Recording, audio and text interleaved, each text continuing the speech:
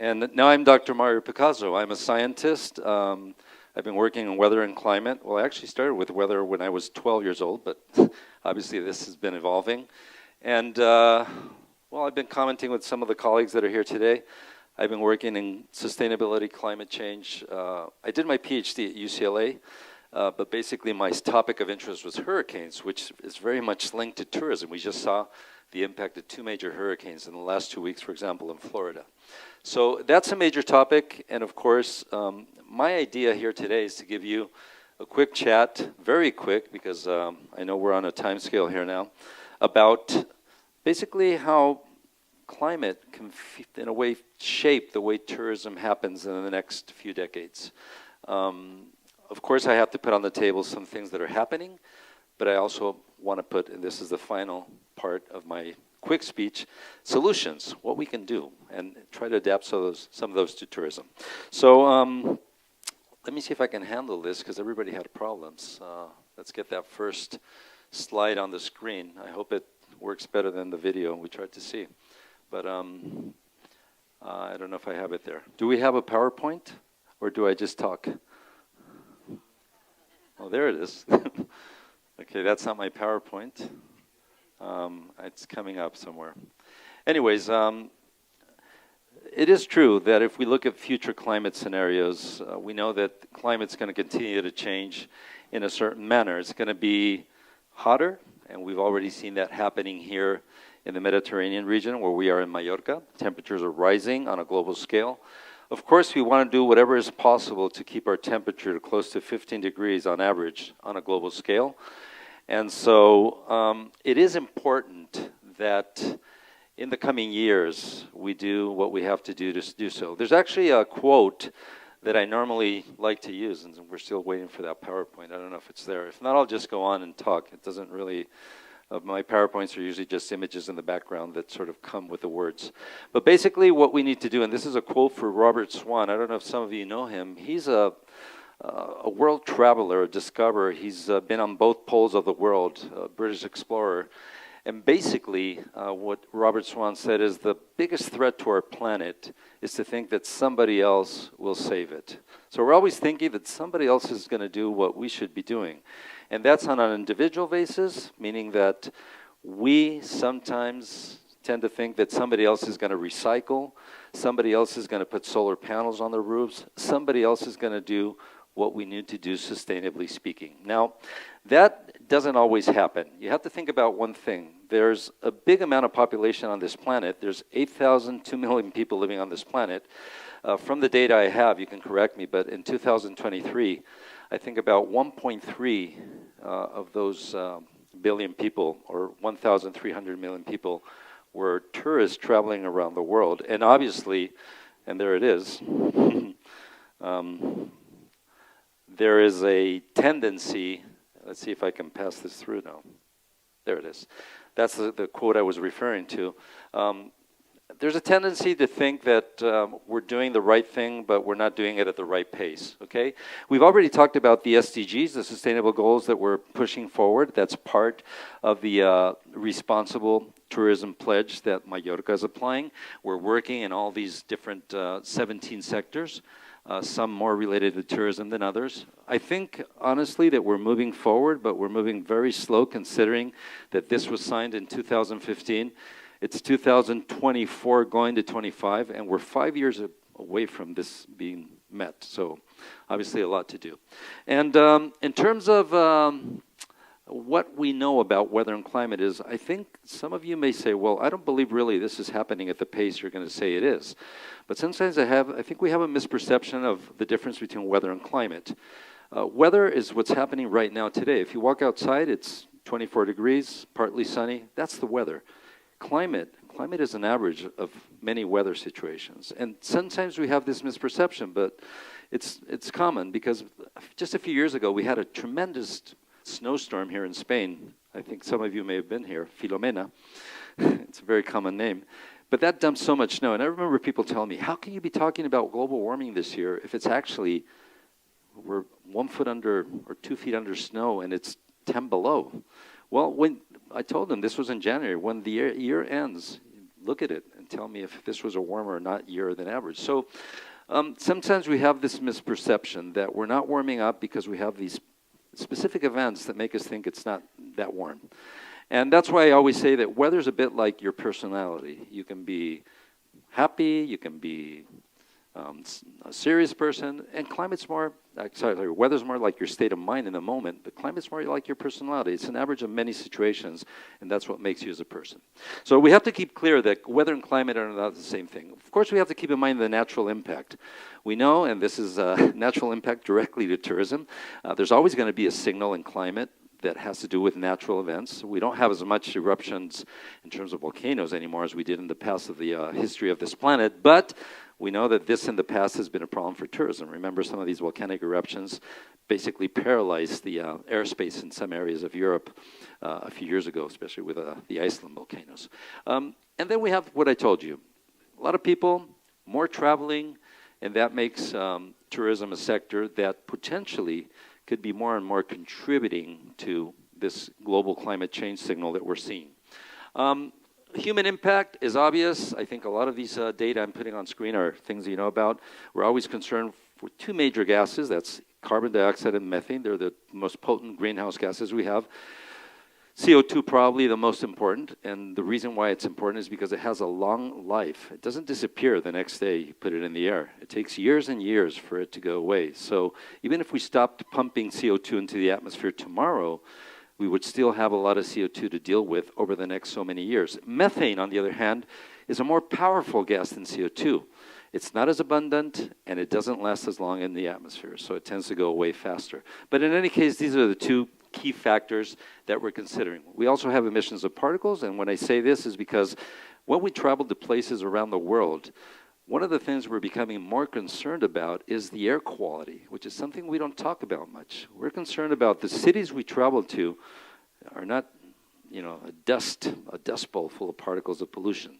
And this is causing a lot of, even if you didn't believe climate change is happening, this would be a good enough reason to change the way we operate our energy and the way we take energy away from the planet because we're polluting the air. And finally, changing the surface. We're changing the surface in many ways where deforestation, we know, is going at a rapid rate. That's changing the environment. That's making some tourist destinations less attractive. But at the same time, we're changing the ground. And here, just a moment ago, we had people talking about the importance of local products. So not only do we need to take care of our ground, because it's where we produce food and other things, but because it's a big sink of carbon. And if we don't take care of our ground on a global scale, we're definitely going to have a big problem. So we could say, and there's a debate about this, that we're living in a new geological era, which is called the Anthropocene. This is our new era that us humans have created with this new ingredient. Now, I'm not in favor of putting a lot of ups and down curves, but this is to show you that we measure CO2 in the world, that the CO2 has been increasing. This is measured in the highest point of the island of Hawaii, the big island of Hawaii. And it's a very unperturbed area. We use that data because it's not perturbed. It's in the middle of the Pacific. And what we've been seeing is that, there's been escalating. This doesn't even go up to where we are today. It's been going up higher and higher, but we're past the 400 ppms, which is a very significant landmark. The zigzag is because photosynthesis in trees and plants have a seasonality, so it goes up and down depending on the time of the year. But in any case, I want to just show you clearly that our main concern about CO2 is that if we go back to 1750, we can see clearly a spike in the concentration of CO2. And not even this, if we go back in time, because paleoclimatologists reconstruct climate very well using different methods, fossils, bubbles of air, etc. We can also see that spike that shows up in the curve is a spike that really stands out in the last 800,000 years, okay? So there's clearly human influence, and this is shaping the climate we live in. CO2 being a thing, but as I said, methane too, because these are the two gases that have a clear influence on climate change. People can debate whether water vapor also plays a role. Obviously, there are other gases that are nitrous oxides, etc. So luckily, the Earth has two lungs. One is blue, one is green. The green one we talked about, and we have to preserve, and also because it's in favor of the type of tourism that people are choosing to do today.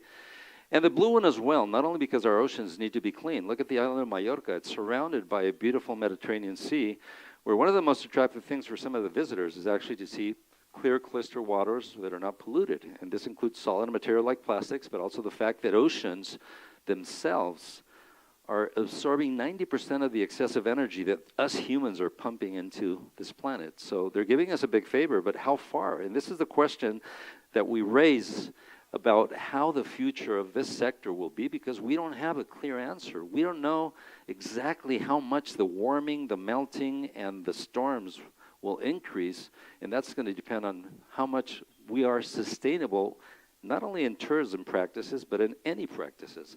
Now, here's the last 15 months. I could add 16 because September should also be on this list, but it hasn't been updated yet. But we've had the 15 consecutive warmest months on this planet, one after the other, okay? This goes from June 2023 to practically today, okay? This is alarming because this has never happened before since we have temperature records going back to the 1800s something. So it's crucial to see this. And again, you can see that in those signals, there are blue spots on the map that indicate cold anomalies, but overall, the warm ones dominate. And look at this map of temperature anomalies of the ocean. This is from October 12th, just a few days ago. If I take a clear look at this map, the first thing I see is that red and orange dominate. That means that the oceans in general, including the Mediterranean, which is here, and it's cut off over there, because these projections are done for La Nina, which is this blue spot you see here. And that's one of the reasons why hurricanes are being so intense in the Atlantic this year. But this gives us an idea that we have an excess of water vapor. This is all energy for the atmosphere to become much more aggressive. So when we make storms, when we make hurricanes, when we produce droughts, they're all amplified by these effects, okay? We know that there's a clear indication that one of the biggest no return points, okay, the points where we don't think we can go back no matter what we do, is this one. Ice melt in the Arctic. Actually, there's already experiments going on to try to pump ice into the Arctic to cover it again with ice. Why? Because not only because ice affects biodiversity, navigation in the area for tourism, that's also an effect to take into account, because ice is like a big mirror that reflects a lot of the solar light. So if we take away that mirror, we start absorbing more energy, the Earth gets warmer. So this is a problem. And so is the problem that comes after that, which is we're rising sea level. Now, we are in a coastal location right now. This morning I was talking upstairs with people. The first thing they were asking me is, how will sea level rise affect the island of Mallorca? How will it affect other areas? This is Miami, which is a city that has a big problem already with this. The problem is that the only thing we can really do right now, of course we're trying to mitigate climate change in different ways, but we have to adapt rapidly. And adaptation is the key word for many sectors that are involved in this, including tourism. Mallorca is in the Mediterranean. It's obviously a closed sea, so the impact won't be as great as an open ocean and like the Atlantic. That's where the impacts will be bigger, or the Pacific, where we see countries already disappearing, like Maldives, et cetera, et cetera. So not only do we have changes, we're changing the way the atmosphere circulates, okay? When we get rid of ice, when we change the surface, obviously the atmospheric dynamics change, and we're seeing that these jet streams that drive our storms are moving in different directions. Before, it was like a tight belt and it all stayed close to the Arctic. But what we're seeing now is that these jet streams tend to meander much more. What does that mean? That we can have intrusions of very cold air where we normally don't have them, and at the same time very warm air, making it all the way to Northern Europe, and having heat waves in Scandinavia and Germany and Russia. What do tourists do among this situation that is unexpected? When you look at the climate of, when you take these guides that show you the climate of Berlin, and you suddenly get to Berlin and it's 33 degrees. So this is obviously driven by all these changes that we're imposing on our atmosphere. Just for travel purposes, we already know that travel is more turbulent. You get on a plane, the chances of you having a turbulent flight today are much higher than 20, 30 years ago. And this is because we have more wind shear, we have a much more unstable atmosphere in some places of the world. We also know that the world is increasing in weather extremes, but is that true or is that not? People debate about that. Well, it's true. Why? Well, because we have technology. Technology is much more precise, so it obviously gives us more information. It's also true that everybody now has a phone, and in that phone there's a camera. That didn't happen before. So we have more eyes taking pictures of our atmosphere. Where you saw a tornado In the past, you didn't see one. Now you see it, and you say, wow, now there's tornadoes. Well, maybe there were tornadoes before. We just didn't have a way to picture them. And finally, we have more exposed activities to the weather, and that includes this sector of tourism. Obviously, we tend to build in places where we shouldn't build, and we tend to put things in places where we shouldn't be, and that's why eventually weather has a major impact on those places, and that's also something that has been controlled with time. Now, not to put data on this graphic because there's so many sources and the data is so variable, but we know that the carbon footprint of global tourism is big. And actually, tourism, I think it's about 8% of greenhouse gas emissions. That's a rough figure. But we know that transport is the big issue. How can we limit transport contribution to climate change? Well, we're trying to eventually get to electrical planes, ships, moving around in a much more sustainable way. That's going to take a while. Hydrogen, all these technologies that are being developed, but there are other things that are present in this circle, and a lot of them have to do with the way we do our tourism. Okay, that's changing. It's not only changing because we need to change it, obviously, and we have imposition. If we didn't have the European Union and other organisms saying, hey, you have to cut how much you emit, then who knows what the limit would be, okay? But scientists do model predictions, and this is something that the tourism sector should keep a close eye on. We should look at what the Earth would look like in terms of temperature and precipitation, depending on how much we warm it, and this depends on how much greenhouse gas emission we take. This is a 1.5 degree warming, which is where we are right now, and slowly going up. That's a 2.0 degree warming, and you can see that not only is it going to get warmer, but places like Spain that are drier will become drier, and places that are wetter will become wetter. That's what the tendency is with climate change. It doesn't mean that where it rains, it won't rain. It will rain more, and where it doesn't rain, it will rain less. This is a very vulnerable area of the planet, and so we have to keep in mind that we have to adapt. That's the way it goes.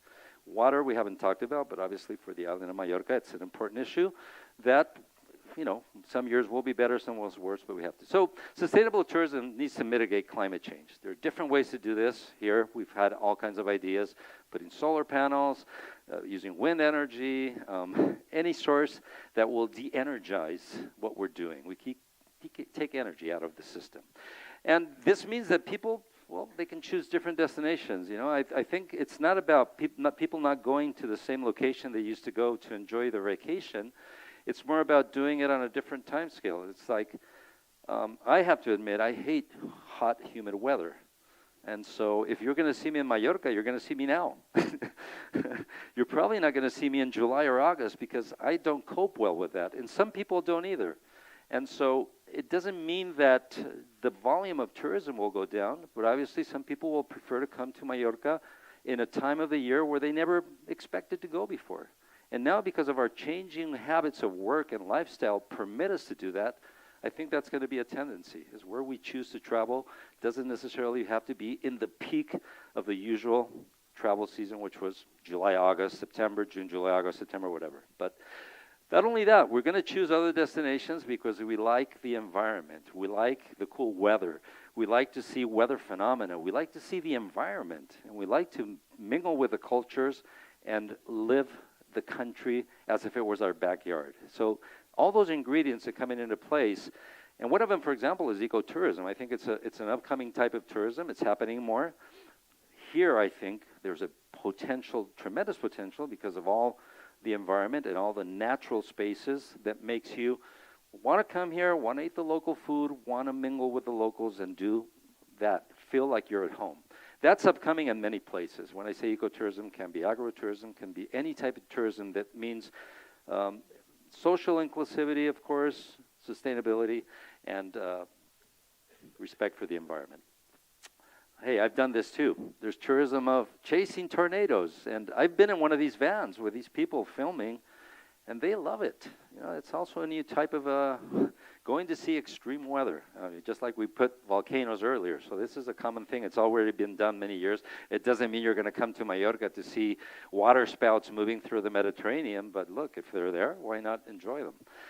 Cities, which are going to adapt a lot of tourism. Well, we have to, we're going to talk about this in a moment. I'm going to talk to that with Klaus, which is our next speaker, Mr. Klaus. But in any case, urban tourism needs to change the way the cities are. We need to adapt these cities to incoming people. 70% of the population will live in these cities by 2050. We need to change that and make these cities much more sustainable and make them greener. That's the key word. And finally, there's something that's going to really change the way tourism is. And I think it's this digital revolution that we're going through now, and it's going to just explode in the next couple years. And that's all the digital aspects that can help tourism become much more sustainable, much more organized, and much more focused on what we really need to do to absorb this huge volume of people that are traveling, especially in the last 3-4 years. So this is going to be really promising. And finally, something important, we need to be much more circular. And this goes for every sector that we would talk about. We're still producing a lot of